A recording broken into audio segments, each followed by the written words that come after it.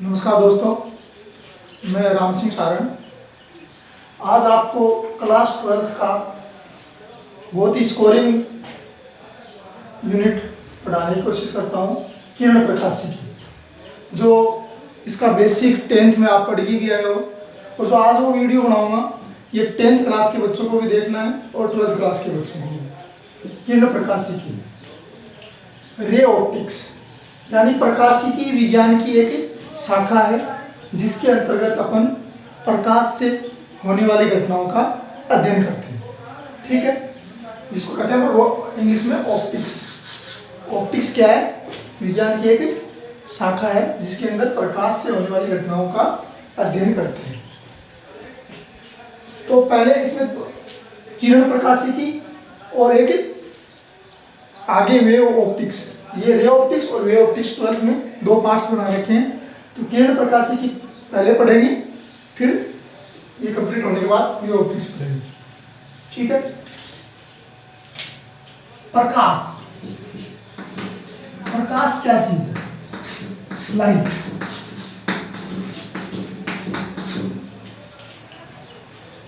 प्रकाश से होने वाली घटनाओं का अध्ययन करेंगे तो प्रकाश के बारे में अपने को जानकारी होनी चाहिए। प्रकाश एक ऊर्जा का रूप है।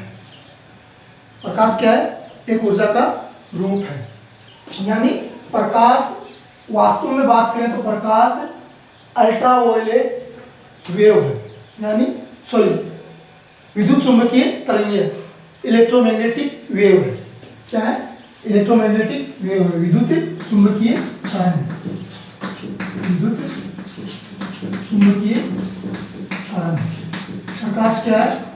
एक विद्युत चुंबकीय तरंग है जिनका पार्ट है, विद्युत चुंबकीय तरंगों का पार्ट है, और जिसके माध्यम से अपने को वस्तुएं तथा वस्तुओं का रंग दिखाई देता है।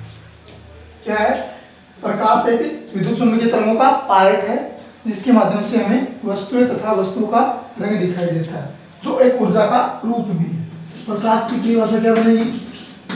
प्रकाश ये है एक विद्युत चुंबकीय तरंग ऊर्जा है।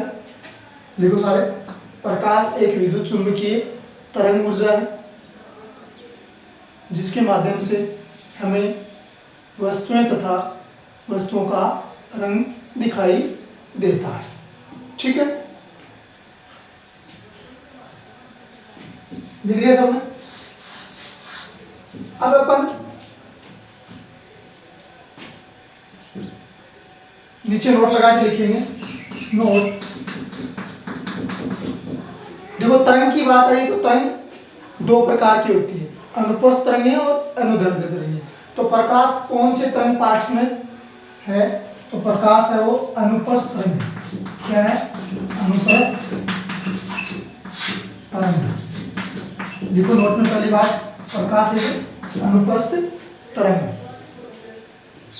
दूसरी बात, अनुप्रस्थ तरंग कहते किसको है? आप 9th क्लास में पढ़ी के आए हो, अनुदैर्ध्य तरंग, अनुप्रस्थ तरंग। अनुप्रस्थ तरंग वो होती है जिनके संचरण की दिशा,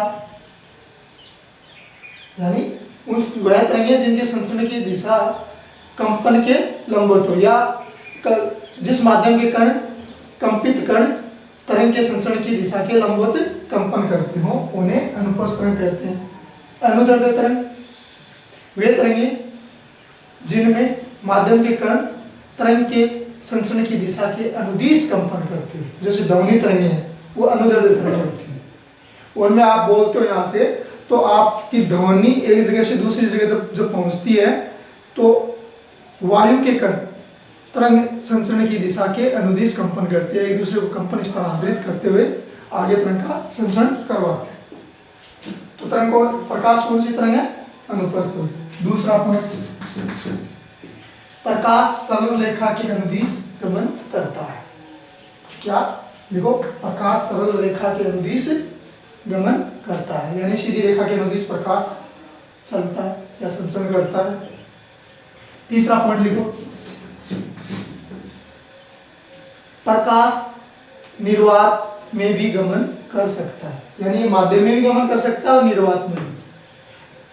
ध्वनि तरंगें होती हैं वो निर्वात में गमन नहीं करती, जबकि ये प्रकाश अनुप्रस्थ तरंगें जो निर्वात में गमन कर सकती है। और निर्वात में इसका वेग सर्वाधिक होता है। प्रकाश का वेग कितना होता है निर्वात में? 3 गुणा 10⁸ मीटर पर सेकंड। ये भी लिख लेना। निर्वात में और वायु में, वैक्यूम में भी मानते हैं लगभग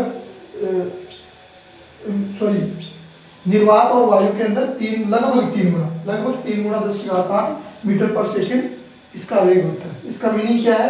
यानी 1 सेकंड में 3 गुणा 10⁸ मीटर तक गमन करता है। 1 सेकंड समय बहुत ही ज़्यादा स्पीड वेग है इसका, बहुत ज़्यादा वेग, यानी इसको c से डिनोट करते हैं। प्रकाश का वेग निर्वात में कितना? c बराबर c से डिनोट करते हैं 3 गुणा 10⁸ मीटर पर सेकंड। निर्वात में सर्वाधिक होता है प्रकाश का वेग। ठीक है, लिखिए। प्रकाश की तरंगदैर्ध्य प्रकाश, देखो विद्युत चुंबकीय तरंगें जैसे आप X ray, gamma ray, UV ray, है ना, इंफ्रारेड रे, तो ऐसी इसी पैटर्न में आप तरंगदैर्ध्य के बढ़ते क्रम में बढ़ते हो ना, गामा रे, एक्स रे, फिर वीबी, बेजानी है पीनाला, वीबीक्योर बोलते हैं, बेजानी है पीनाला, तो उसकी तरंगदैर्ध्य प्रकाश होती है जो अपने को देखने के लिए काम में आती है। वो तरंगदैर्ध्य प्रकाश लगभग 3800 एंगस्ट्रॉम से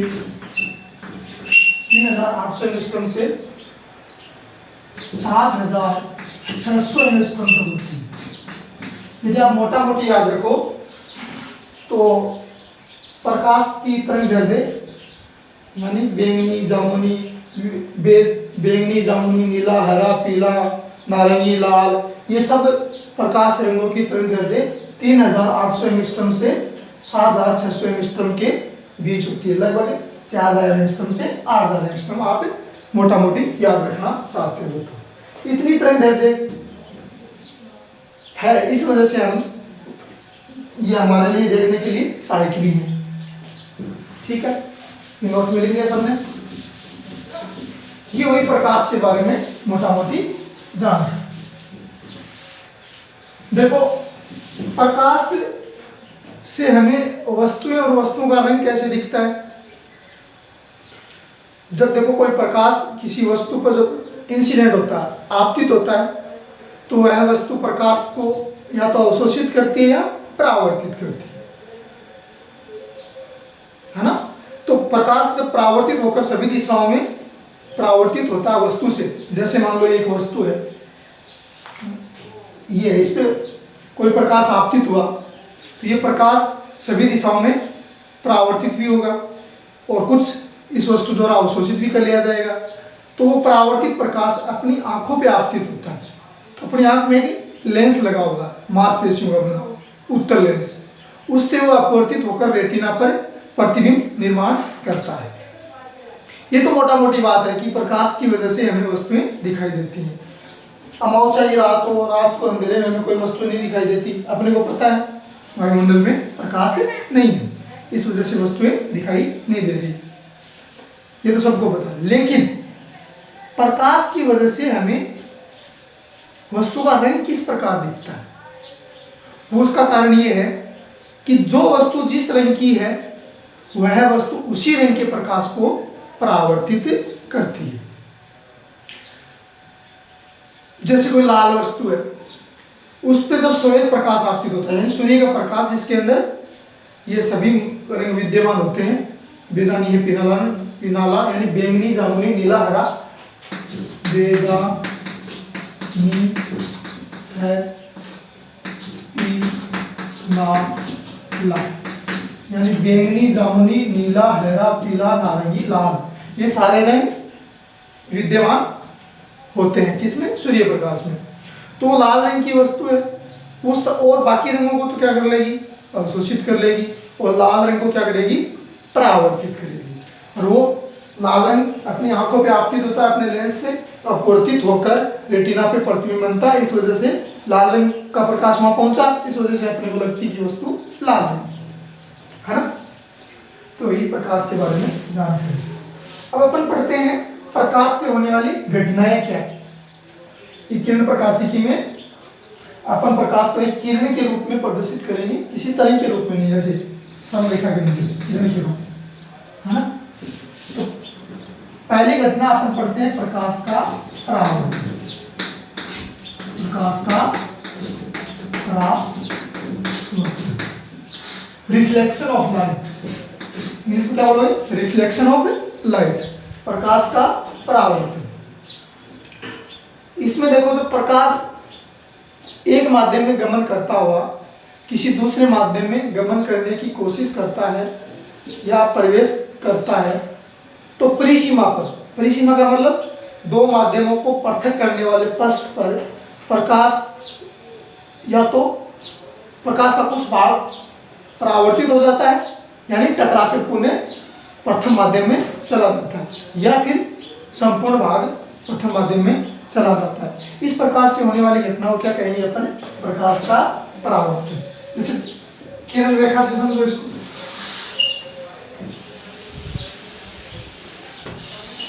मान लो कि समतल दर्पण या एक चमकीला परावर्तक पृष्ठ, ठीक है, और ये है मीडियम फर्स्ट, मान लो ये है, या इस दर्पण में मीडियम सेकंड मान ले, या इधर इसके नीचे मान लो मीडियम क्या है, सेकंड, ठीक है,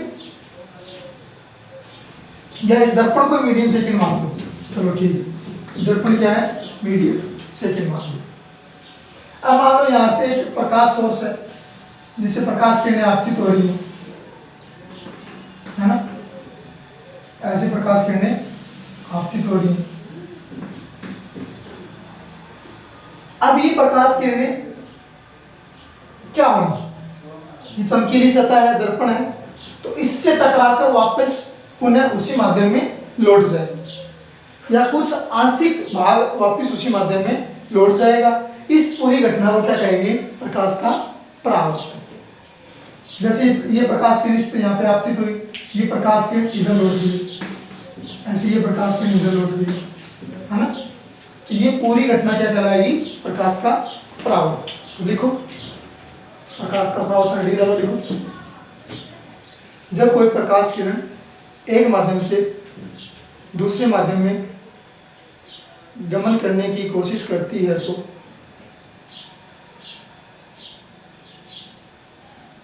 उसका आंशिक भाग या पूर्ण भाग परिसीमा या अर्थात या लिखो या अर्थात लिखो, परिसीमा या परावर्तक पृष्ठ में दोनों माध्यमों को पृथक करने वाले पृष्ठ से टकराकर पुनः प्रथम माध्यम में लौट जाने की घटना को प्रकाश का परावर्तन कहते हैं। या मोटा मोटी लिखो, जब प्रकाश किरण एक माध्यम में गमन करती हुई किसी चमकीली सतह से टकराकर पुनः उसी माध्यम में लौट जाने की घटना को प्रकाश का परावर्तन कहते हैं। ये लिखो, जब कोई प्रकाश किरण किसी एक माध्यम में गमन करती हुई किसी चमकीली सतह से टकराकर पुनः उसी माध्यम में लौट जाने की घटना को प्रकाश का परावर्तन कहते हैं। इस प्रकाश की परावर्तन घटना में इनको कहते हैं आपतित प्रकाश। आपतित प्रकाश इनको कहते हैं परावर्तित प्रकाश।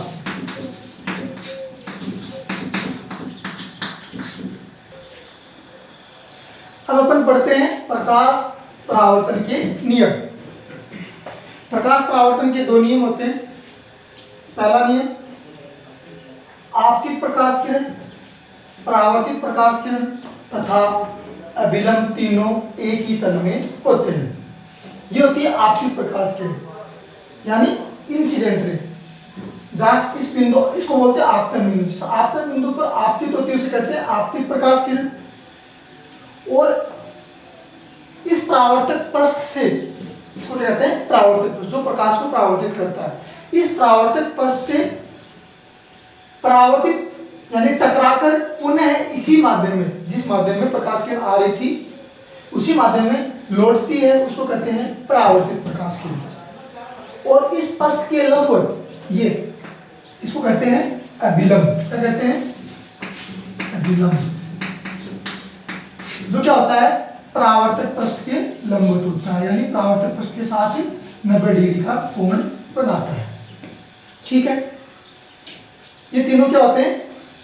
एक ही तल में होता है। पहला नियम ये हुआ। दूसरा, आपतन कोण आई। आपतन कोण कहाँ बनता है? आपतित प्रकाश किरण व अभिलंब के बीच।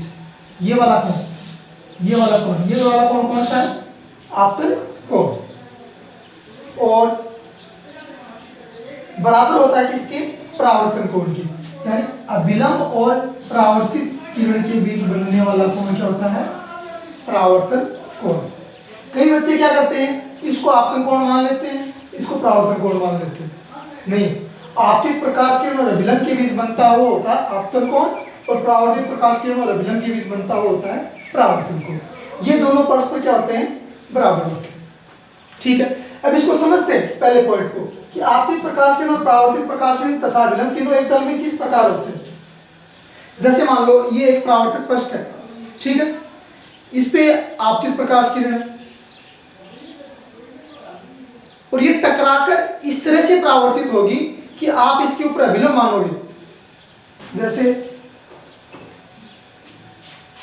ये पृष्ठ है, इस पे ये आपतित प्रकाश किरण और ये इधर से ये होगी मान लो परावर्तित प्रकाश किरण। तो इसका जो अभिलंब है वो इस तरह से होगा, इस पृष्ठ को आप मिलाओगे ना तो वो तीनों एक तल में होंगे।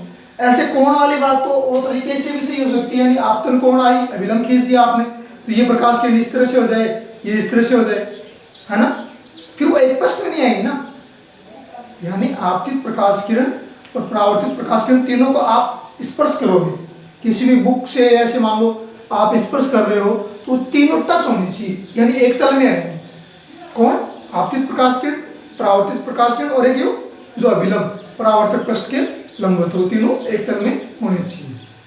ऐसे नहीं जा सकती है इस तरह से, ऐसे आएगी प्रकाश किरण वो इस तरह से ही जाएगी, ऐसे नहीं कि टकरा के ऐसे चलेगी या फिर ऐसे चलेगी, इस तरह से नहीं जाएगी, है ना, समझ रहे हो? ठीक है, ये हुए परावर्तन के नियम, तो ये लिख लो। ठीक है, लिख लो। हाँ, ये और देखो एक बात, फिर जैसे ये आपको पूछ लिया जाए कि आपकी प्रकाश किरण और परावर्तक पृष्ठ के बीच कोण कितना होगा, तो ये आप क्या करोगे, इस कोण, ये कोण का मान कितना आएगा, क्योंकि टोटल 90 है, ये हो जाएगा 90 माइनस आठ, और ये भी 90 माइनस आठ। ठीक है, ये दोनों बराबर होंगे। क्यों होंगे बराबर? क्योंकि परावर्तन के नियम से कोण आई बराबर कोण आ रहे है ना, तो ये भी 90 माइनस आई, तो इसको भी अपन 90 माइनस आई बोल सकते हैं ना।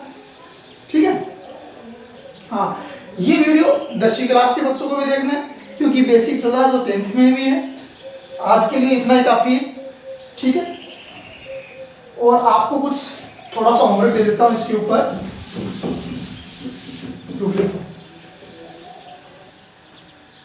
देखो, परावर्तन के नियम से ये 2 क्वेश्चन दे रहा हूँ, आपको ये सोल्व करने हैं। यहाँ पे ये परावर्तक पृष्ठ और आपतित किरण के बीच 30 डिग्री कोण दिया, तो आपको कोण आई और कोण आर ज्ञात करना है इसमें। और इसमें आपतन कोण यानी आपतित प्रकाश किरण और अभिलंब के बीच कोण 30 डिग्री दिया है, तो आपको ये कोण ज्ञात करना है। इसको बोलते हैं विचलन कोण। इस विचलन कोण को आपको ज्ञात करना है। यदि नहीं सोल्व हो रहे तो हम कल इसके बारे में चर्चा करेंगे। धन्यवाद।